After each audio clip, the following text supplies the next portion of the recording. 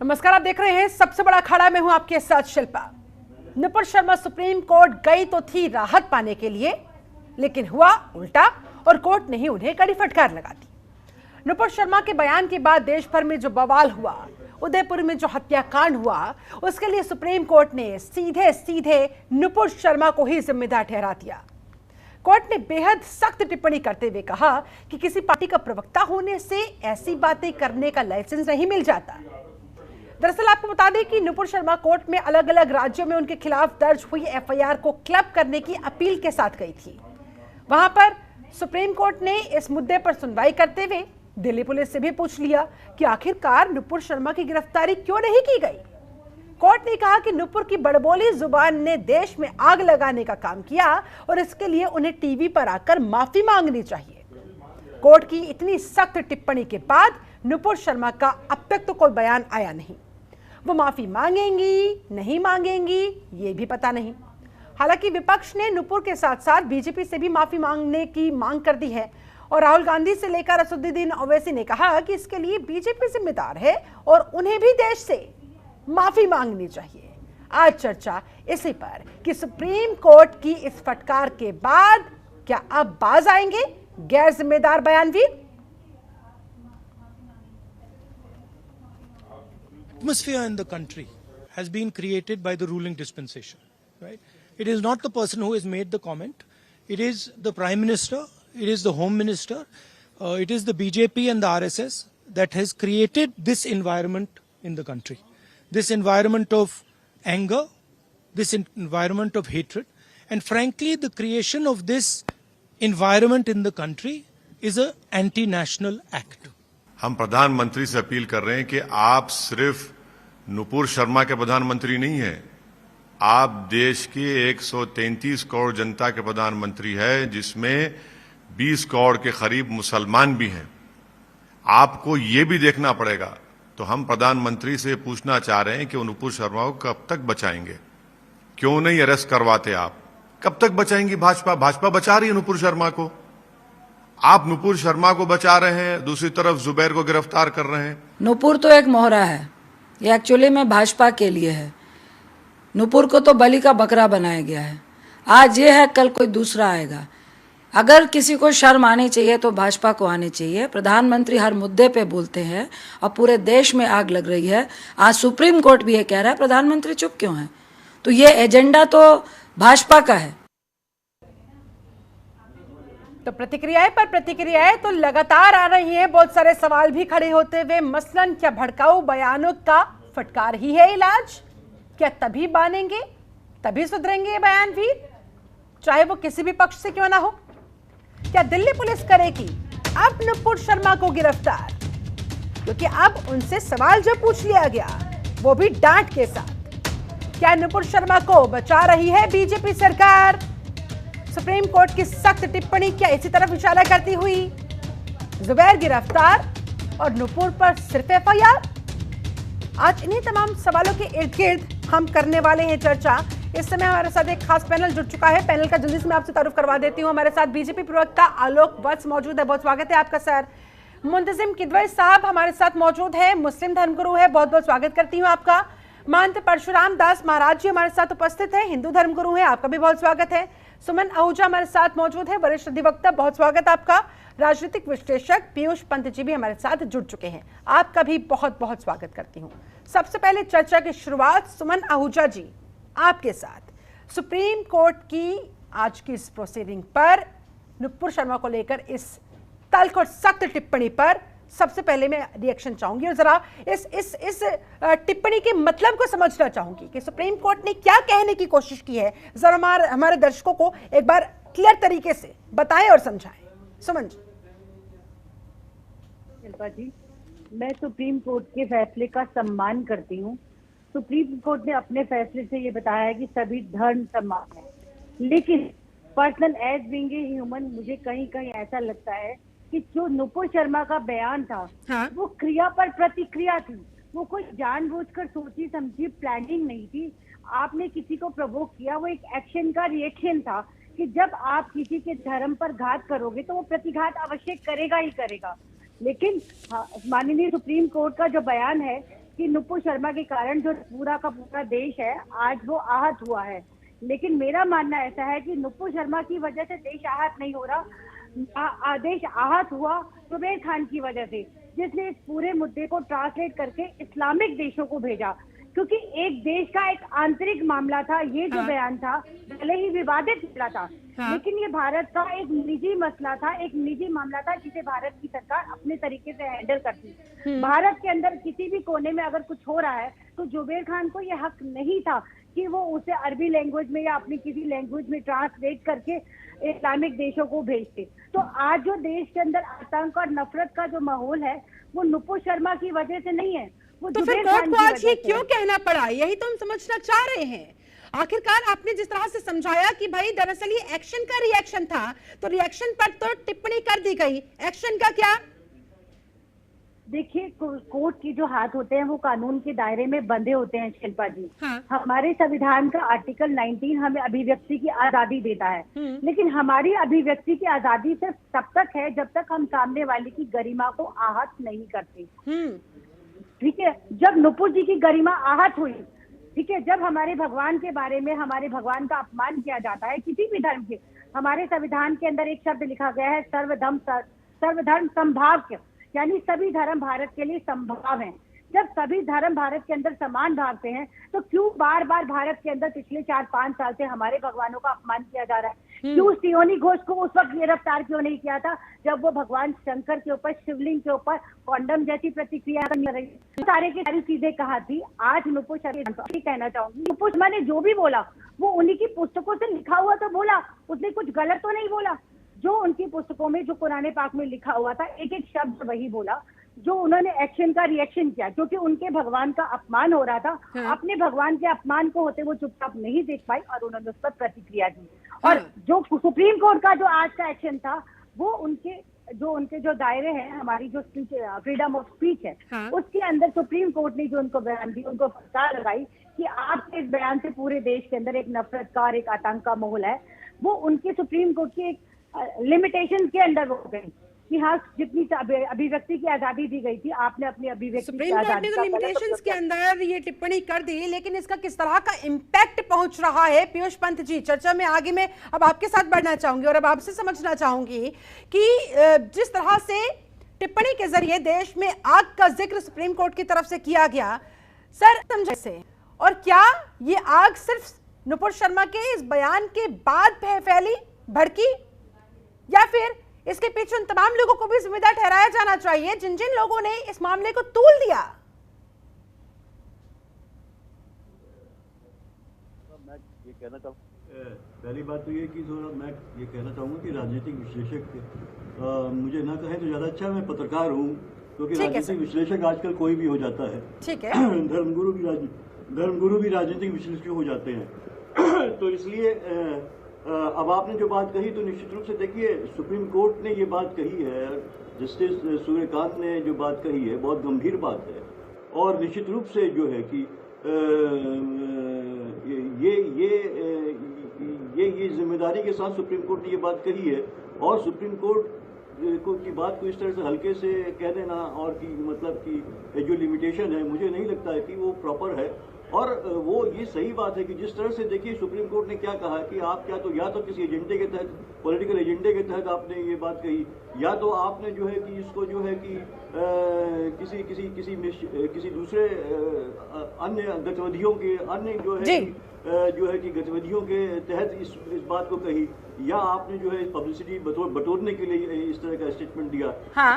ये भी कहा कि हमने वो जो डिबेट देखी है और जो ये बात कही जा रही है कि इंस्टिगेट किया, हमने देखी है, लेकिन उसके बावजूद जो है जिस तरह से नुपुर शर्मा ने वो बातें कही, और उसके बाद ये भी कहा कि मैं तो वकील हूँ, तो ये नागवार गुजरी है। और दरअसल बात भी यही, अगर उस पर एक्शन, और जहाँ तक देखिए सुप्रीम कोर्ट ने नुपुर शर्मा को जिम्मेदार ठहराया, लेकिन मुझे लगता है कि इसमें जो है कि पूरी की पूरी भारतीय जनता पार्टी भी जिम्मेदार है, क्योंकि वो उसकी प्रवक्ता है। देखिए, कोई प्रवक्ता अपने मन से कोई बात इस तरह की नहीं करता, वो रिएक्ट भी नहीं करता है। हाँ। वो सोचता है कि पार्टी की तरफ से मैं बोल रहा हूँ तो इसका क्या इम्पैक्ट होगा।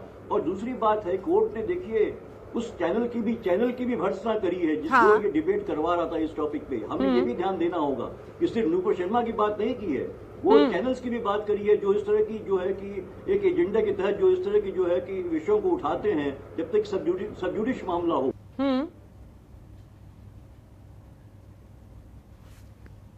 और माफी मांगने के लिए कहा है उन्होंने। और ये देखिए बहुत बड़ी बात जो उन्होंने कही है, बहुत ज्यादा गंभीर बात है ये, क्योंकि जो भी देश में माहौल बना है निश्चित रूप से नुपुर शर्मा के स्टेटमेंट के बाद बना है।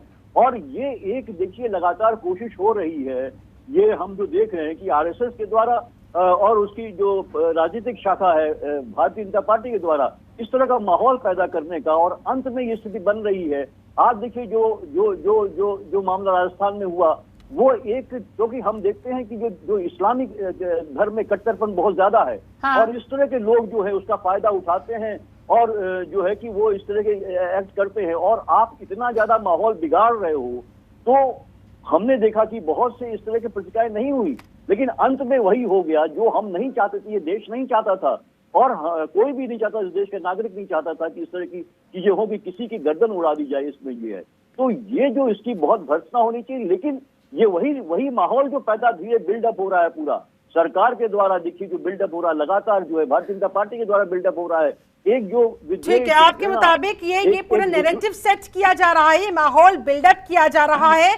नुपुर शर्मा तो सिर्फ मोहरा है, दरअसल ये सब कुछ बीजेपी की तरफ से हो रहा है। ठीक है, और सुप्रीम कोर्ट ने साफ कह दिया, सुप्रीम कोर्ट के आप जो पढ़िए, जो सुप्रीम कोर्ट ने कहा है वो साफ उसने इस बात की तरफ इशारा किया। उन्होंने भले ही पार्टी को नहीं कहा, सरकार को नहीं कहा, ठीक है, नुपुर शर्मा के माध्यम से सीधे इशारा किया है कि ये पॉलिटिकल एजेंडा है, जो आरएसएस का पॉलिटिकल एजेंडा जो चल रहा है उसके तहत या तो आपने इस तरह का स्टेटमेंट दिया है। तो ये बात साफ है कि इस तरह का एक माहौल बनाया जा रहा है और हर कोई देख रहा है इस चीज को। ठीक है, ऐसे माहौल एक घृणा का, विद्वेष का माहौल पैदा किया जा रहा है, घृणा का माहौल, नफरत का माहौल पैदा किया जा रहा है। आरएसएस का क्या ये पॉलिटिकल एजेंडा है सर? क्योंकि सुप्रीम कोर्ट की आज की तल्ख टिप्पणी नुपुर शर्मा को लेकर आपने भी देखी होगी सर। उन्होंने साफ कहा है कि भाई दिल्ली पुलिस पर भी उन्होंने सवाल उठाया कि क्यों नहीं गिरफ्तार किया गया, किस बात का डर था, क्या जो उनका सत्ता से जुड़ा हुआ जो मामला था या फिर जो उनका सत्ता से जुड़ने होने की वजह से रसूख था, क्या इस वजह से उनके पर हाथ डालने से डर गई दिल्ली पुलिस? कहीं ना कहीं आप लोगों के ऊपर भी सवाल या निशान सर उत्पन्न होता हुआ कि क्या सत्ता के नशे में एक प्रवक्ता इस हद तक ओवर द लिमिट अपनी सीमा से बाहर जाकर कोई बयान दे सकता है, और अगर देगा तो सुप्रीम फटकार के लिए वो तैयार रहे? नुपुर शर्मा के मामले में बीजेपी ने अपनी रुख बहुत पहले ही साफ कर दिया। हमने उनको पार्टी से बर्खास्त एक्सपेल कर दिया है, और हमने कहा है कि ऐसे फ्रिंज एलिमेंट से किसी भी बात का हम तजब्बो नहीं देते हैं। और दूसरी बात, नुपुर शर्मा ने जो बात कही, वस्तुतः उन्होंने कोई गलत बुक के हिसाब से गलत बात नहीं कही, लेकिन हाँ उनके कहने का अंदाज गलत था, इससे कुछ लोगों की भावनाओं को ठेस पहुंचा है, और इसके लिए उन्होंने माफी भी मांगी। लेकिन आज अगर कोर्ट ने फिर तल्ख टिप्पणी की है तो कोर्ट का मान सम्मान करते हुए उनको फिर से नेशनल टेलीविजन के सामने, हो सकता है आप ही के टेलीविजन में पहली बार वो आ जाए, और उनको देश से माफी मांगनी चाहिए। लेकिन जो आज उन्मादी दौर फैला हुआ है, इसके लिए उन्मादी लोग जिम्मेदार हैं, जिन्होंने इस बात को उग्र किया, लोगों को उकसाया, भड़काया, और विदेशी ताकतें इसमें आके अपना घुसपैठ की, और उन्होंने इस तरीके के वारदात जो लगातार हो रहे हैं, जिस तरीके का निशंस हत्या किया गया उस टेलर का, कन्हैया लाल का, क्या वो लोकतंत्र में जायज है? किसी भी मजहब में ये अलाउ करता है कि आप किसी का गला रेत के काट दो? और उसके बाद आज पता लग रहा है कि उसके पाकिस्तान से संबंध से तरह तरह की बातें आ रही हैं। तो ये सब विदेशी ताकतों के द्वारा हिंदुस्तान के सोशल फाइबर को बिगाड़ने की जो कवायद चल रही है लगातार, ये उसी सब की देन है, और नाहक में बीजेपी को घसीटा जा रहा है। बीजेपी के आदमी ने गलत किया, बीजेपी ने जाहिर सी बात है जो बात यहाँ पर पीयूष पंत जी ने कही कि नुपुर को तो माफी मांगनी ही चाहिए, बीजेपी को भी साथ में माफी मांगनी होगी और मांगनी चाहिए भी, क्योंकि वो आप ही लोगों से ताल्लुक रखती थी, आप लोगों की विचारधारा से ताल्लुक रखती थी। लोग कह रहे हैं कि प्रधानमंत्री माफी मांगे, गृह मंत्री माफी मांगे, कल को आप कहेंगे कि पूरा बीजेपी माफी मांगे। अरे बीजेपी के किसी ने बेटे ने गलती की तो बाप क्यों माफी मांगेगा? बेटे को उसने डिसऑन कर दिया, उसको उसने सारे राइट्स पे खत्म कर दिया, अब वो बीजेपी में है ही नहीं, तो बीजेपी के लोग क्यों उनके लिए माफी मांगेंगे? हमने तो निकाल दिया उस कूड़े करकट को पार्टी से बाहर, जिन्होंने इस तरीके की बातें की। अगर उनकी बात से हम सहमत होते तो उनको पार्टी में रखते। और FIR दर्ज है, पुलिस अपनी कार्रवाई कर रही है। अगर पुलिस कार्रवाई में देरी कर रही है अगर तो समय रहते सुप्रीम कोर्ट कार्रवाई की उनको होती तो आज शायद सुप्रीम कोर्ट को ये कहने की जरूरत नहीं पड़ती सर कि दिल्ली पुलिस ने कार्रवाई क्यों नहीं की या फिर नुपुर शर्मा की गिरफ्तारी क्यों नहीं की, जिसको लेकर बार बार मांग की जा रही थी। लेकिन जिस शख्स की नुपुर शर्मा ने शिकायत की वो शख्स तो आज जेल में है। नुपुर शर्मा पर हाथ डालने की हिम्मत लेकिन दिल्ली पुलिस नहीं कर पाई। उसके पीछे क्या वो सत्ता का रसूख रहा था, इसके बारे में भी सुप्रीम कोर्ट ने जिक्र किया। चलिए जी सर, मैं आपके पास लौटती हूँ। महाराज, हमारे साथ हिंदू धर्मगुरु महंत परशुराम दास जी भी जुड़े हुए हैं। महाराज जी, सुप्रीम कोर्ट ने जिस तरह से फटकारा, क्या लग रहा है कुछ असर पड़ेगा? तमाम इस तरह के जो सीमा से बाहर, सीमा को लांघते हुए बयान दे दिए जाते हैं, चाहे वो राजनेताओं की तरफ से हो, चाहे वो धर्म गुरुओं की तरफ से हो, जिसकी वजह से सामाजिक सौहार्द बिगड़ता है, देश में धार्मिक उन्माद उत्पन्न होता है, क्या कंट्रोल हो पाएगा सर? असर होगा इनका? चलता है, हमारा देश एक मर्यादा से चलता है, तो यदि कोर्ट कहा है तो माफी मांग लेना कोई बड़ी बुरी बात नहीं है, लेकिन ये जो कट्टरपंथी लोग हैं जो अपने आप को भारत के कहलाते हैं, लेकिन ये कट्टरता इनकी जो है ना दर्शाती है, वो किस मानसिकता के लोग हैं ये सामने है। अरे एक देश की बेटी मान लिए किसी प्रकार से चलो जाने अनजाने में गलती कर देती है तो इसका मतलब ये नहीं होना चाहिए कि उसे खत्म कर दे। हाँ। ये मानवता नहीं कहता है हमारा। क्या बच्चे यदि माँ के गोद में जन्म लेता है और बच्चे जो है माँ बाप के गोदी में टट्टी पेशाब कर देता है तो क्या उस बच्चे को फेंक दिया जाता है? वो भी देश की बेटी थी, उसको ठीक है गलती किया है, उसने माफी मांगा था, समाज लेकिन देखिए ना, माफ करना चाहिए था। लेकिन कह दिया ना कि दरअसल ये जो आग भड़की है पूरे देश में, इसके पीछे नुपुर शर्मा ही जिम्मेदार है। अशांति से चल रहा है। जो हत्याकांड हुआ है उसके लिए नुपुर शर्मा ही जिम्मेदार है। ना वो ऐसा बयान देती, ना माहौल खराब होता, मैं वही तो शायद आज कन्हैयालाल हमारे बीच में जिंदा होते। पंथी है, इसका मुद्दा बना के जो आज अपने छाप जो दे रहे हैं ना, ये कभी हमारे नहीं होंगे। ये हमेशा सनातन संस्कृति का खिलाफ रहे हैं और ये रहेंगे। इनका जो है सरकार को चाहिए कि अस्थायी सॉल्यूशन निकाले इन कट्टरपंथियों की। अच्छा, इन कट्टरपंथियों का स्थायी समाधान होना चाहिए, लेकिन सर फिर ये दोनों पक्षों पर इंप्लीमेंट होना चाहिए ना, दोनों पक्षों पर लागू होना चाहिए, या एक पक्ष पर लागू करने से काम चल जाएगा? कट्टरपंथ तो देखिए दोनों तरफ है ना, तभी तो आग भड़कती है। माफी तो मांगा ना समाज के सामने, नुपुर शर्मा माफी तो मांगा था। हाँ। नुपुर शर्मा माफी मांगा था समाज के सामने। इसका मतलब हम जो है एक देश की बेटी गलत बोल दी तो लेकिन रग रग में ये जो कट्टरपंथ भर दिया गया है या भरा जा चुका है, आखिरकार इसका उपचार क्या है? कानून कैसे इसका इलाज करेगा? सुमन आहूजा जी, आओ किसकी कितनी ताकत है, सुमन आहूजा जी करना चाहिए इनको। ठीक है सर, आपकी बात आ गई है। सुमन जी, ये जो रग रग में कट्टरपंथ भर दिया गया है और जिसका ये एडवर्स इफेक्ट हम देख रहे हैं हमारे इर्द गिर्द, हमारे आसपास, ये जो आग भड़की हुई दिखाई देती है, जिसमें वो कहते हैं ना कि सिर्फ एक चिंगारी की आवश्यकता है और पूरा देश आग के हवाले कर दिया जाए, ऐसा माहौल इस समय उत्पन्न हो रहा है। ऐसे में क्या इलाज है कानून के पास ऐसे लोगों का? क्या कुछ किए जाने की आवश्यकता नजर आती है मैम? ये चीज बिल्कुल अलाउ नहीं है किसी भी व्यक्ति को देश में इस तरह की बयानबाजी करने का कि जिससे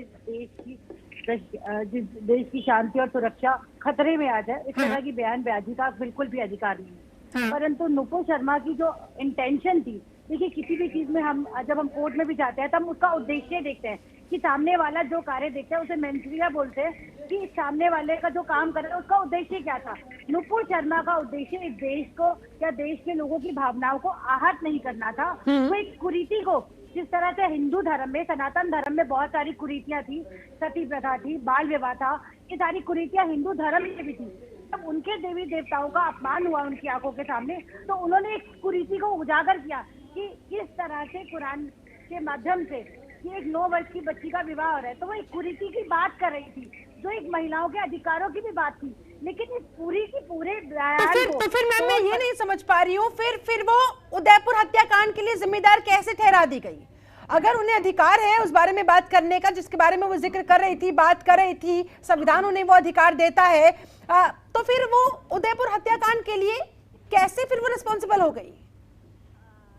जी, हमारे आर्टिकल 30 में एक सेक्शन है कि किस तरह से जो अल्पसंख्यक होते हैं उनको अपने धर्म की शिक्षा देने के लिए या मदरसों में शिक्षा देने का अधिकार मिला। अच्छा। और भारत के संविधान वो मदरसों में उनको शिक्षा देने का अधिकार मिला। और इस अधिकार का अल्पसंख्यकों ने सबसे ज्यादा दुरुपयोग किया। इस वजह से आज जो देश के अंदर अगर कट्टरता भरने के लिए कट्टरता भरने के लिए आतंकवाद, जिहादी सोच देश के लोगों के, जिस देश के अंदर 2-2 साल के बच्चों के अंदर कट्टरता भरी जा रही है, 2-2 साल के बच्चों को ये सिखाया जा रहा है कि हमें आजादी चाहिए, तो उस देश में आपको नहीं लगता कि एक देश एक कानून होना चाहिए, हर धर्म के लिए एक कानून होना चाहिए? क्या ये इस बात का सबसे बेस्ट सॉल्यूशन नहीं है कि अभिव्यक्ति की आजादी के नाम पर हम किसी भी धर्म के लिए जो कानून है वो सभी धर्मों के लिए समान होने चाहिए? क्यों एक धर्म की शिक्षा के नाम पर हम आतंकवाद जैसी या जिहादी सोच जैसे लोगों को बढ़ावा दे रहे हैं? तो कट्टरवाद कहीं ना कहीं इस सारे मसले की जड़ है। बिल्कुल, कट्टरवाद पूरे मसले की जड़ है, रेडिकलाइजेशन। इसका इलाज हमें खोजना होगा। एक दूसरे पर उंगली उठाने से, पत्थर फेंकने से कुछ नहीं होने वाला है। अपने अपने गिरेबान में झांक कर अपनी अपनी गलतियों पर काम करने की आवश्यकता है। चलिए, और ऐसे में फिर जैसे आपने इन तमाम बातों का जिक्र किया, इस कट्टरता का आपने जिक्र किया, तो फिर अब एकदम से अचानक रातों रात इस मामले के सामने आने के बाद नुपुर शर्मा को कैसे जिम्मेदार ठहरा दिया गया? सवाल का जवाब में पीयूष पंत जी आपसे समझने की कोशिश करूंगी। लेकिन जिस तरह से सुप्रीम कोर्ट ने फटकारा है नुपुर शर्मा को, ऐसे में बहुत सारे सवाल खड़े होते हुए, क्या भड़काऊ बयानों का फटकार ही है इलाज? क्या दिल्ली पुलिस करेगी अब नुपुर शर्मा को गिरफ्तार? क्या नुपुर शर्मा को बचा रही है बीजेपी सरकार? और जुबैर तो हुए गिरफ्तार, लेकिन नुपुर पर सिर्फ एफआईआर, गिरफ्तारी की हिम्मत नहीं हो पाई। आज इन्हीं तमाम सवालों के इर्द गिर्द हम कर रहे हैं चर्चा। हमारे साथ एक खास पैनल लगातार जुड़ा हुआ है, वरिष्ठ पत्रकार हमारे साथ पीयूष पंत जी भी उपस्थित हैं। पीयूष जी, ब्रेक पर जाने से पहले जो महत्वपूर्ण सवाल मैंने उठाया था कि आखिरकार ये नुपुर शर्मा अचानक जिम्मेदार कैसे हो गई? क्या सिर्फ उन्हीं को दोष देना जायज होगा? इसके पीछे और भी तो बहुत सारे फैक्टर्स हैं। क्या हमें उन पर भी गौर करते हुए उतना ही तेजी के साथ, उतनी ही गंभीरता के साथ काम करना होगा? ये अचानक नहीं हुई है। देखिए, ये मैंने पहले भी आपसे कहा, पूरा माहौल ही इस तरह का बन रहा है, बनाया गया है पूरा, और उसमें नुपुर शर्मा जो है कि वो वही काम कर रही हैं कि उस माहौल को और आगे तक ले जाने के लिए। देखिए, धीरे धीरे जिस तरह से आप देखिए कि स्टेप बाय स्टेप चीजें होती रही लगातार, और पैगंबर पे जो है कि जिस तरह के कमेंट करना किसी भी धर्म के पैगंबर पे, ये उससे बचती रही थी भारतीय जनता पार्टी। लेकिन वो चूंकि उनके पास दूसरे हथियारों का इस्तेमाल कर रही थी, वो जो टूल्स थे उनके पास दूसरे, जिसमें कि है मॉब लिंचिंग का मामला है, दूसरे उसके अलावा जो है कि आप जो है उनके इकोनॉमिक रिसोर्सेज पे अटैक करें, उनके मीट के जो उनकी कमाई के जरिए हैं उस पर अटैक करें, उनका मेंटल हेरेसमेंट हो, बुलडोजर लगा के उनकी बिल्डिंग्स को, उनकी दुकानों को इलीगल बता दें, और उसको जो है कि आप उसको ढा दें पूरी तरीके से, और लगातार सीए ला के जो है कि वो एक डर उनके अंदर पैदा करते कि उनकी नागरिकता खत्म हो जाएगी। इस तमाम चीजों की जो है कि ये तमाम इस तरह के एक माहौल बन रहा था। लेकिन कभी जो है, क्योंकि देखिए सेंसिटिव होता है, कम से कम जो है कि हमारे हिंदुओं में इतना नहीं है। हिंदुओं में जो है कि हम उदारवादी रहे हैं इस तरह से, जो है कि हमारे बहुत से देवी देवता है, हमने कभी उस तरह से उस चीजों को लिया नहीं है। हम अपना जो आस्था है हमारी पूजा करते रहते हैं। लेकिन बाकी जो धर्म है वो कट्टरता है उसमें, खासकर अपने जो है ईश को लेके, अपने पैगंबर को लेके जो है। तो ये बात ये हर धर्म को समझनी चाहिए कि दूसरे धर्म वाले किस तरह से करते हैं उसको। तो इससे भाजपा भी बचती थी, भारतीय जनता पार्टी। लेकिन नुपुर शर्मा ने वहां पे भी अटैक कर दिया, तो निश्चित रूप से।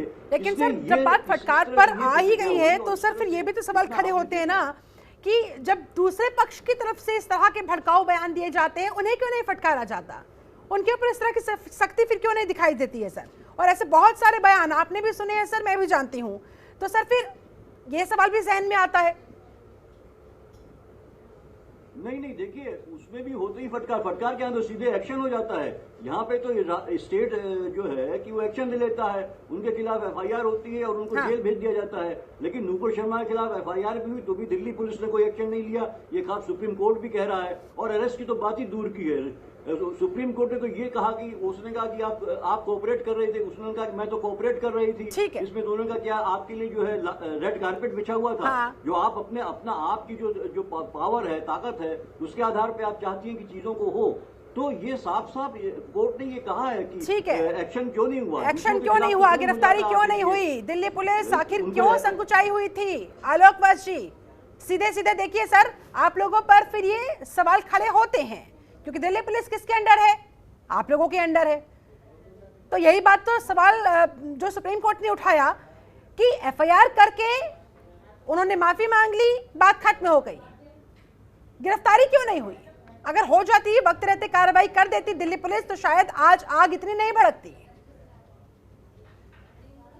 एक बात पर बहुत अफसोस हो रहा है और शर्म भी आ रही है कि नुपुर शर्मा ने तो बयान दिया, लेकिन जो लोग एक्शन में हैं, पत्थर फेंक रहे हैं, राजधानी कर रहे हैं, लूट रहे हैं, लोगों का गला काट रहे हैं, उस पर आपका कोई बयान नहीं आ रहा है। उस पर आप कुछ बोलने को तैयार नहीं है, कोई आदमी कुछ बोलने को तैयार नहीं है। ये सब जो हो रहा है, क्या ये जायज है? नुपुर शर्मा ने माफी मांगी, नुपुर शर्मा को बर्खास्त किया गया, नुपुर शर्मा पर एफआईआर दर्ज है, लेकिन जो लोग गला काट रहे हैं, पत्थर बांध रहे हैं और राजधानी कर रहे हैं, लूट मचा रहे हैं, वो लोग क्या जायज है? मुझे बताइए। पीयूष जी, एफआईआर पर एक्शन होगा, अगर जरूरत पड़ेगी तो। कह रहे हैं कि एफआईआर पर एक्शन होगा, पुलिस अपने हिसाब से काम करेगी, लेकिन ये पत्थरबाजी करना, गला काटना, इस बात की तो इजाजत नहीं दी जा सकती ना। ये बात तो नुपुर शर्मा ने नहीं कही थी, और अगर लोगों ने किया है, इस नृशंस हत्या को अंजाम दिया है, तो फिर नुपुर कैसे जिम्मेदार हुई? अगर आप सहमत नहीं थे नुपुर की बात से, तो सर और भी तरीके होते थे अपनी बात को रखने के लिए या फिर अपना विरोध प्रकट करने के लिए, इस तरह से गला काट देना। पीयूष जी, आऊंगी सुमन जी। नहीं है, लेकिन शिल्पा जी देखिए, ये जस्टिफाइड नहीं है। लेकिन मैंने फिर आपसे कहा कि जिस तरह की जब आप जो है कि ईश्वर पे जो कट्टरपंथी जो है, जो धर्म में ज्यादा कट्टरता है, ज्यादा है, वहां पे इस तरह के एलिमेंट्स जो हैं वो तुरंत जो है एक्शन में आ जाते हैं, क्योंकि वो उनको कंट्रोल करना मुश्किल हो जाता है। तो इसीलिए इस स्थिति तो बचा जाता है। आप देखिए कि हमने देखा था कि पंजाब में भी ये बात हुई थी, किस तरह से जो है कि गुरु ग्रंथ साहब का अपमान किया गया था वहां पे। तो इसको लेके काफी वहां पे बवाल हुआ था, और लोग काफी एजिटेटेड थे उसको लेके। यहाँ तक कि सरकार चली गई थी वहां, बीजेपी की और उसकी सरकार चली गई थी वहां पे, जो है अकाली दल की सरकार चली गई थी वहां पे। तो कुछ धर्म है, लेकिन है तो ये कम से कम उससे आदमी बचता है कि उस पर हमको नहीं करना, अटैक करना चाहिए।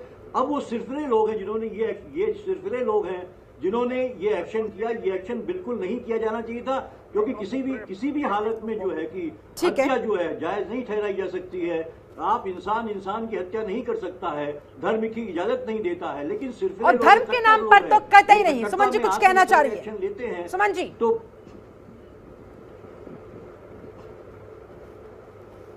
अराजक तत्व होते हैं जो मौका ढूंढते हैं।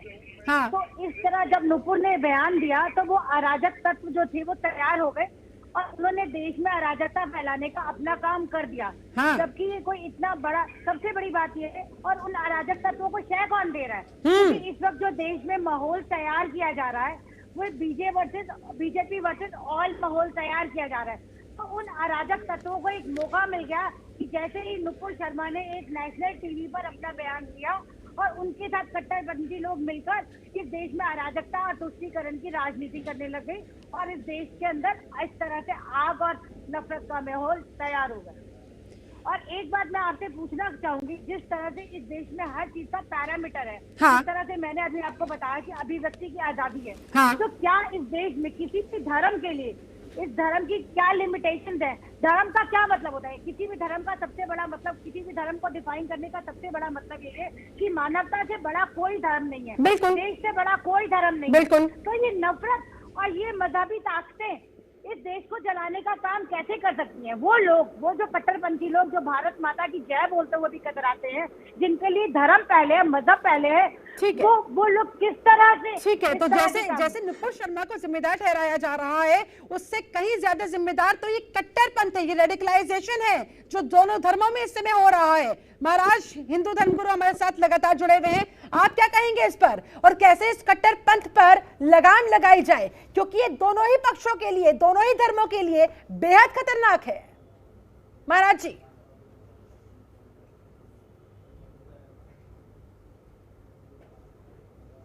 महंत परशुराम जी, मेरी आवाज आप तक पहुंच पा रही है?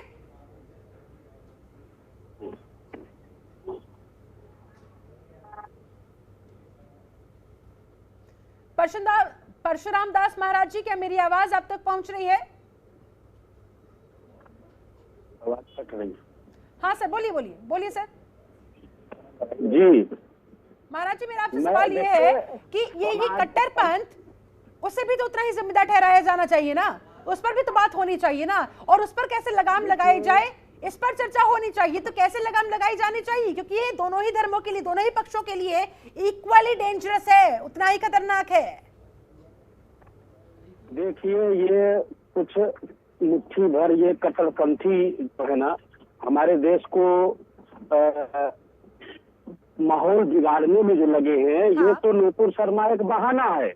अच्छा, तो बहाना इसलिए है कि इनको अपनी दुकान चलाना है, चाहे वो कांग्रेस के रूप में हो, तमाम ऐसे चीजें हैं जो इनको अपनी दुकान चलाना है। ये कट्टरपंथी जो है ये मुट्ठी भर है, ज्यादा नहीं है, लेकिन इनको क्या है कि हम आप मिलके इतना बढ़ावा दे चुके हैं, इनको इतना प्रोटेक्शन, सरकारी सुविधा दे देते हैं कि ये तुरंत में ही ये उबलने लगते हैं, इतराने लगते हैं, और ये इनसे बर्दाश्त नहीं होता है, और ये अपना स्वभाव और अपना प्रभाव दिखा देते हैं।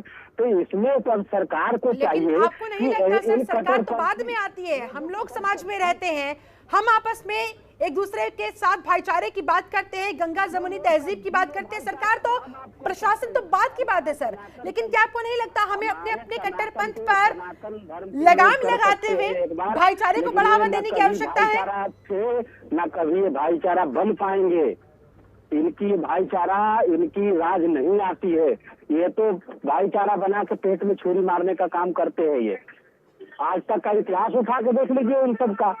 लेकिन अगर यही बात उन दूसरे पक्ष की तरफ से कही जाए तो सर फिर कैसे गंगा जमुनी तहजीब को आगे बढ़ाया जाएगा? अल्टीमेटली नुकसान किसका हो रहा है? हमारे देश का हो रहा है, हमारे आगे आने वाले भविष्य का हो रहा है जी। तो क्यों ना बड़ा दिल दिखाते हुए गले से लगाया जाए। मैं दोनों पक्षों से ये बात कह रही हूं, क्यों ऐसी बात संभव नहीं हो सकती है सर? इतना जो नुकसान हो चुका है, क्या वो कम है? एक कन्हैया लाल हम खो चुके हैं, क्या और खोने बाकी है? राजस्थान में कन्हैया लाल के जैसा कई वो कन्हैया लाल चले गए। इसी एक जो है ना, ये आघाड़ी जो सरकार है, ये जो कांग्रेस की सरकार है, ये सिर्फ एक विशेष धर्म की राजनीति करती है, जो इसे नहीं करना चाहिए। सरकार सबकी होती है, सरकार सबको लेके इसको चलना चाहिए, लेकिन एक विशेष धर्म को ये जो है, मान लीजिए उसकी हत्या हुई 10 दिन पहले से एप्लीकेशन दे रहा है, अपने जान के लिए गुहार लगा रहा है, लेकिन वहाँ के शासन प्रशासन हाथ पर हाथ धर के बैठी रही है, और बाद में कहती है कि हमें पता नहीं था और ऐसा हो गया। तो कहने का मतलब हमारा इतना ही सही है कि सरकार जो राजनीतिक जो भी संगठन है, यदि ये सरकार कोर्ट इनके ऊपर कुछ ना कुछ नियंत्रित करने के लिए कोर्ट कुछ नियम लगानी चाहिए, कोर्ट को। कोर्ट नियम लगा दे, लेकिन हम नियम लगाने की या फिर हम कोशिश करने की जहमत न उठाएं। सर दरअसल समस्या यहीं पर है, दरअसल समस्या यहीं पर है। आलोक वर्ष जी, आलोक वर्ष जी, ठीक है सर, मैं आपके पास लौटती हूँ। आलोक जी, कोर्ट सब कुछ कर दे, सरकार सब कुछ कर दे, लेकिन ये जो धार्मिक उन्माद बढ़ता जा रहा है सर, उस पर हम इंडिविजुअल लेवल पर कैसे लगाम लगा सकते हैं ताकि वहां तक मामला पहुंचने ही ना पाए, कोई कन्हैया लाल इस तरह से उसका गला न रेत दिया जाए? क्या करने की आवश्यकता है सर? जरा पार्टी लाइन से ऊपर उठकर बताने की कोशिश कीजिएगा सर, क्योंकि समाज आपका भी उतना ही है जितना हमारा, और हम उनका भी इतना ही है जितना आपका, सारे पक्ष बराबर है। पार्टी से बर्खास्त कर दिया है, उस पर FIR दर्ज है, और जो भी कानून कार्रवाई होगी वो आने वाले समय में उन पर कड़ी से कड़ी कार्रवाई होगी, अगर वो उसके लायक पाई जाएंगी तो। लेकिन मैंने आपसे कहा, तो ये गला काटना का काम हो रहा है, पत्थरबाजी हो रही है, राजधानी हो रही है, लूट हो रही है, इसको जो लोग उठा रहे हैं उनके ऊपर क्या कार्रवाई होनी चाहिए, ये भी तो बताइए। इसके ऊपर जिम्मेवार नहीं है क्या? सरेआम आप लोगों का गला काट के घूम रहे हैं, वीडियो बना रहे हैं, उसको पोस्ट कर रहे हैं, कार्रवाई कर दी हमने, त्वरित कार्रवाई की है। राजस्थान पुलिस तो कह रही है कि देखिए त्वरित कार्रवाई हुई है, सलाखों के पीछे भेज दिया गया। आज अजमेर जेल में भी शिफ्ट कर दिए गए दोनों हत्या आरोपी। पाकिस्तान कनेक्शन का भी मामला खंगाला जा रहा है, उसकी भी जांच हो रही है। आऊंगी सुमन जी, आऊंगी। आलोक जी, हाँ आलोक जी, वो तो कह रहे हैं कि हम तो कार्रवाई कर रहे हैं, लेकिन अगर आप लोगों ने समय रहते कार्रवाई की होती तो आज ये नौबत नहीं आती। घूम फिर कर सवाल वहीं पर आ जाता है। देखिए, ये आप लोगों का भ्रम है। बीजेपी को नाहक इसमें घसीटने की कोशिश कर रही है। बीजेपी ने जो त्वरित कार्रवाई की वो कर दिया, FIR भी दर्ज हो गया। अब आप क्या चाहती है कि बीजेपी उसका गला घोट दे, उसका भी गला रेत दे, जैसा कि लेकिन कोर्ट ने ये पूछा है कि दिल्ली पुलिस ने नुपुर को गिरफ्तार क्यों नहीं किया। दिल्ली पुलिस अगर उचित समझेगी तो समय आने पर गिरफ्तार भी कर लेगी, लेकिन हम कौन होते हैं कहने वाले कि आप गिरफ्तार कर लो? हम कौन होते हैं कहने वाले कि आप उनको जान से मार दो? हम कौन होते हैं कहने वाले की गोली चला दो? ठीक है सर, ऐसे में फिर दूसरा पक्ष ये सवाल करता है ना कि जितनी तेजी के साथ जुबैर खान के मामले में कार्रवाई हुई है, वो जेल के सलाखों के पीछे पहुंचा दिए गए हैं, उतनी ही तेजी उतनी ही जल्दी फिर नुपुर शर्मा के केस में क्यों नहीं दिखाई गई है? यही उनका मूल प्रश्न है और यही उनकी सबसे बड़ी समस्या है। जुबैर खान राष्ट्रद्रोही काम कर रहा था, नुपुर शर्मा ने कोई राष्ट्रद्रोही काम नहीं किया है। चलिए ठीक है सर। सुमन आहूजा जी भी हमारे साथ लगातार जुड़ी हुई है। सुमन जी देखिए, गई सियासत भी जमकर हो रही है, लेकिन ये जो गैर जिम्मेदाराना बयान सामने आते हैं, आप क्या सलाह देना चाहेंगी? आखिरकार कैसे इन पर लगाम लगाया जा सके ताकि मामला यहां तक भड़कने ही ना पाए, ये धार्मिक उन्माद पैदा ही ना होना पाए? मुझे लगता है तभी जाकर ये थमेगा, ये खत्म होगा। हम सबको अपनी अपनी जिम्मेदारी समझनी होगी। एक दूसरे पर उंगली उठाने से, आरोप लगाने से अब काम नहीं चलने वाला। की बात से पूरी तरह से सहमत हूँ।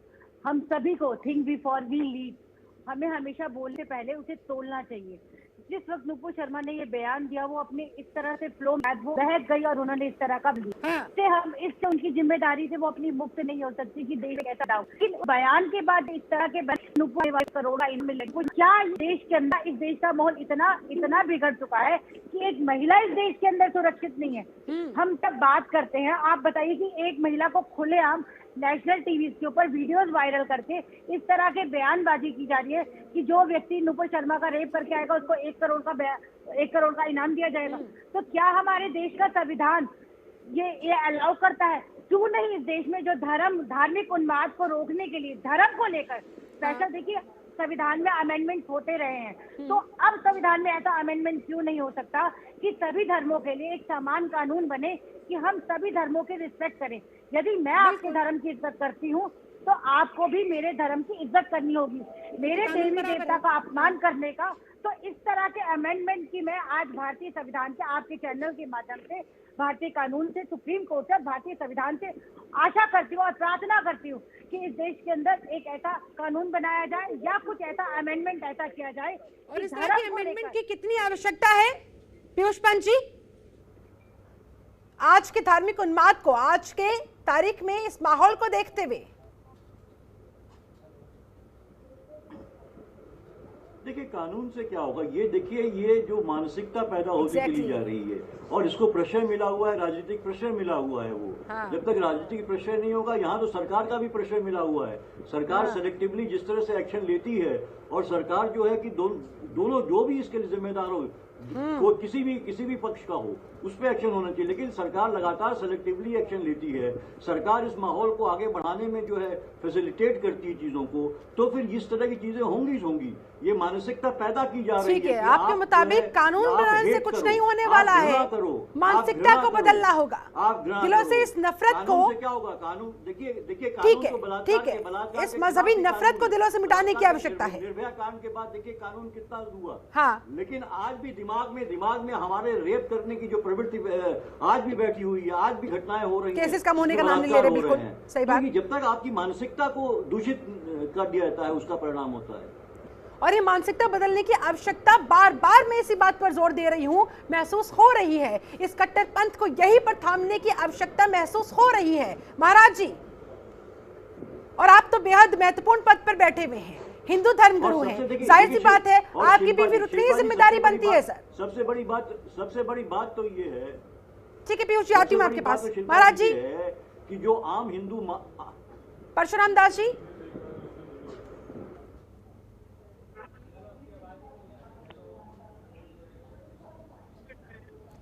परशुराम जी, क्या मेरी आवाज अब तक पहुंच रही है?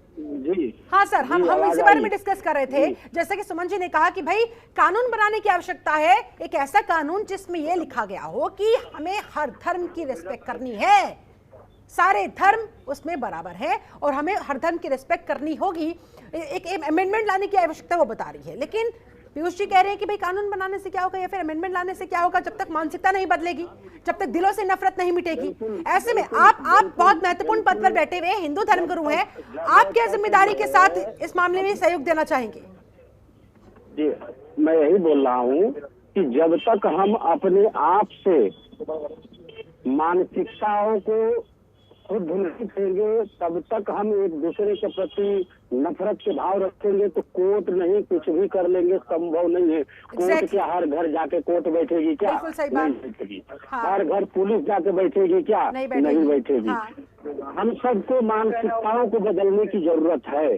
परंतु क्या है कि ये जो बात यहाँ चल रही है कि कट्टरपंथी जो एक देश की बेटी थोड़ा सा गलत बोल दिया तो उसके प्रति इतना आगजनी करना, इतना देश में नुकसान पहुंचाना, एक विशेष समुदाय जो है तो उसको लेके इतनी टीका टिप्पणी जो कर रहा है, उसे ये सोचना चाहिए कि हम क्या कर रहा हूँ।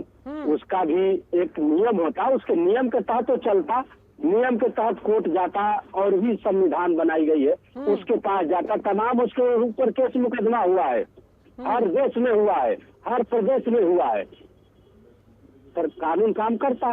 लेकिन नहीं, इनको तो सिर्फ बहाना चाहिए कि हमें कैसे जो है देश को बर्बाद करे। हम अपनी ये क्या है कि इनको शांति राज नहीं आ रही है। ये कुछ कट्टरपंथी जो कुछ मुट्ठी भर कट्टरपंथी है, इनको देश में शांति को राज नहीं आ रही है और ये उसी को बाहर निकालकर उसी के इलाज की आवश्यकता है। बिल्कुल सही बात है और वो इलाज जैसे भी संभव हो। आलोक वत्स जी, आप सभी लोगों से मैं जल्दी फाइनल कमेंट चाहूंगी और अब समाधान पर आते हैं, आगे के रास्ते पर बात करते हैं कि आगे हमारे समाज को किस दिशा में आगे बढ़ना चाहिए। क्योंकि देखिए, इसी समाज में हमें रहना है, इसी समाज में हमारी आने वाली पीढ़ियों को रहना है। ऐसे में हमें सोचना है कि हमें उन्हें कैसा एनवायरनमेंट देना है, प्यार भरा, भाईचारे का या फिर मजहबी नफरत का। आलोक वत्स, फाइनल कमेंट आपका।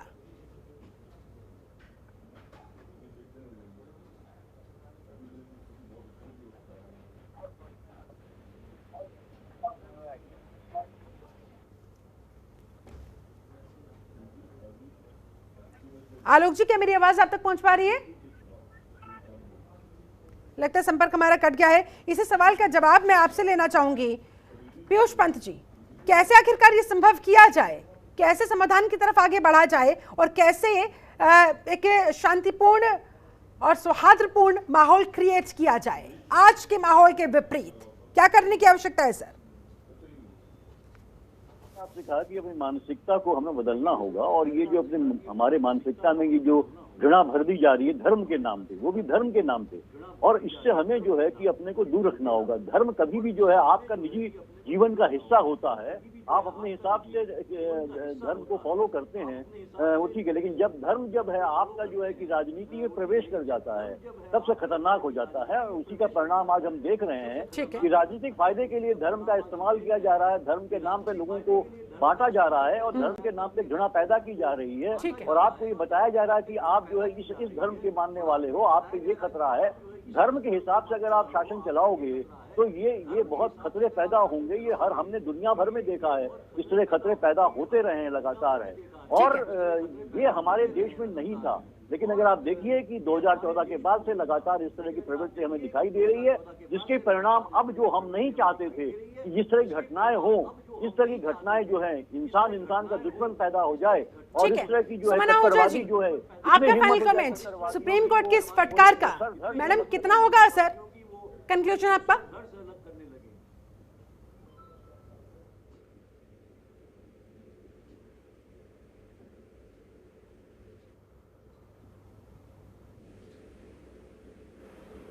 सुमन जी फाइनल कमेंट आपका?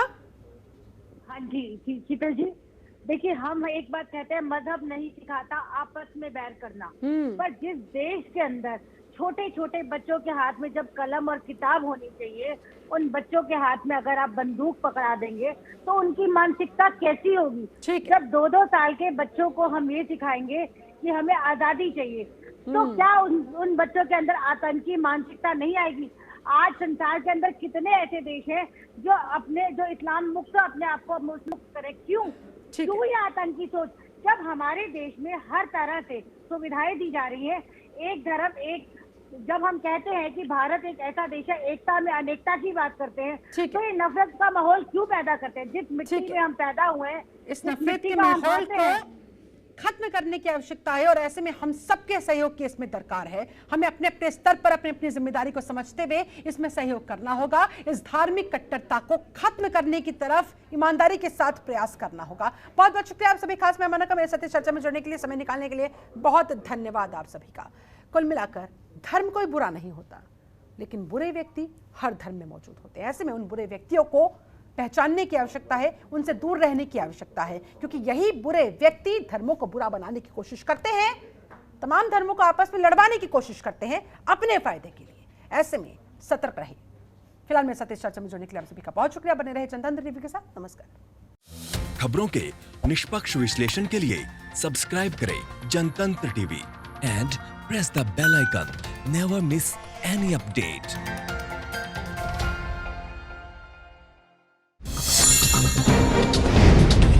डाउनलोड कीजिए जनतंत्र टीवी ऐप को, जो कि अवेलेबल है गूगल प्ले और ऐप स्टोर पर। अधिक जानकारी के लिए अभी डाउनलोड करें।